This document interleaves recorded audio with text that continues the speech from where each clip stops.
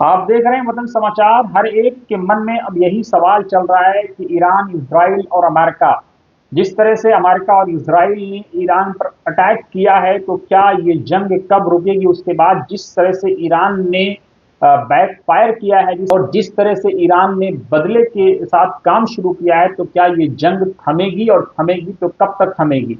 जानकारों का ये मानना है, जो इस मामले के एक्सपर्ट हैं, वो उनकी अगर बात करें तो वो ये कह रहे हैं कि अमेरिका और इजराइल के जो सपने थे, उन्होंने ये सोचा था कि चंद दिनों में इसको काउंटर कर लेंगे, लेकिन अब ऐसा होता हुआ नजर नहीं आ रहा है।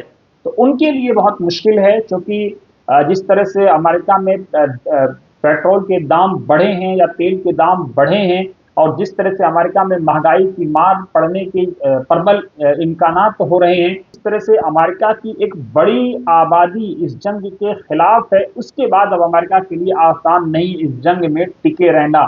लेकिन अमेरिका इस जंग से निकले कैसे, ये एक बड़ा सवाल है, क्योंकि इससे पहले जनरली होता ये आया है कि जब अमेरिका किसी देश की तरफ मूव करता था तो वो देश सरेंडर कर जाता था। लेकिन ऐसा देखने में कम आया है कि जिस तरह से ईरान ने मुकाबला किया और एक के बाद एक खाड़ी के देशों में जहां अमेरिकी सैन्य अड्डे हैं या जहां पर अमेरिकी एयरबेस हैं, वहां पर जिस तरह से ईरान ने अटैक किया है, उसके बाद माना यह जा रहा है कि अमेरिका के लिए बहुत मुश्किल हो गया है। खबर, कई तरह की खबरें हैं लेकिन उनकी पुष्टि नहीं हो पा रही, इसलिए हम आप तक पहुंचा नहीं रहे हैं।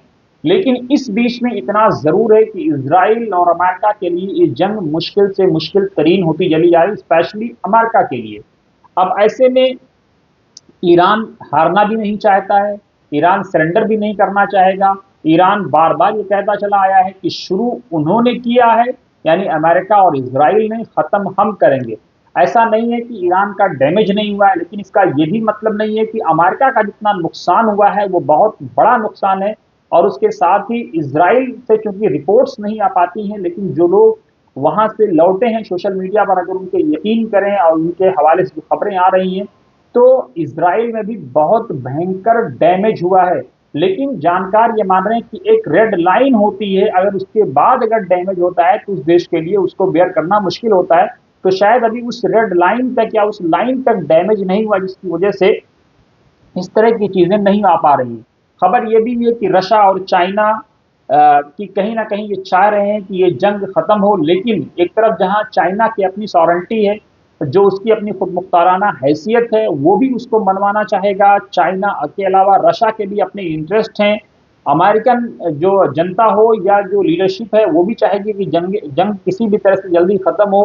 पर्दे के पीछे से क्या बातचीत चल रही है, क्या गुफ्तगू हो रही है, ये भी एक इम्पॉर्टेंट है, जो जिसकी उम्मीद ये है कि आने वाले दिनों में किसी तरह से ये सामने आएगी। लेकिन ईरान इस बीच में फायदा ये चाहेगा कि सैंक्शन उससे हटाया जाए, यानी सैंक्शन को लिफ्ट किया जाए, इस बात की गारंटी दी जाए कि किसी भी तरह से आने वाले दिनों में उस पर कोई अटैक नहीं होगा। और उसके अलावा गाजा को लेकर के जो बातचीत है और जो दूसरी बातचीत है वो भी चाहेगा, क्योंकि अपने दर्शकों को हम बता दें कि कुवैत में आपने देखा होगा कि जिस तरह से अमेरिकी पायलट के साथ क्राफ्ट क्रैश करने के बाद, जहाज के क्रैश करने के बाद जिस तरह से जो कुछ हुआ अमेरिकी फौजी के साथ, उससे उसके लिए वो अमेरिका के लिए एक हताशा भरी वो कैफियत हुई है। तो ऐसे में अमेरिका के लिए भी मुश्किल बहुत है। इस जंग में अमेरिका को बहुत टैक्स पे करना पड़ रहा है। और ईरान ईरान ने जिस तरह से अपने आप को बनवाया है, वो चाहेगा कि वो एक विनर के तौर पर इस जंग से निकले, तौर से एक तरफ इसराइल और अमेरिका और दूसरी तरफ ईरान। तो ईरान ने अकेले दम पर इन दो सुपर पावर ताकतों को जिस तरह से अटैक किया है, और जिस इनको भी शायद इस बात का इम्कान नहीं रहा होगा कि ईरान जो है इतना इतना भयंकर बदला लेगा, शायद ये इनके लिए किसी तरह से इनको हजम भी इसीलिए नहीं हो पा रहा है। लेकिन क्या होगा, कैसे होगा, नजरें बनी हुई हैं, और ईरान आने वाले दिनों में क्या रणनीति अपनाता है।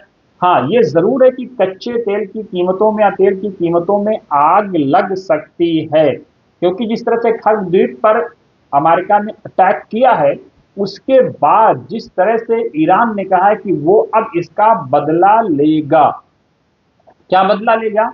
कि जहां भी जो अमेरिकन के जिन ऑयल उस पर रिफाइनरीज पर कब्जे हैं, या जिन खानों पर कब्जे हैं, उन पर अब ईरान सीधे सीधे अपने मिसाइल अटैक करेगा और इस तरह से वो अमेरिका से बदला लेगा। अगर ऐसा होता है तो ये तेल की कीमतों में आग लगने से भी बड़ी खबर होगी और बड़ा हो जाएगा।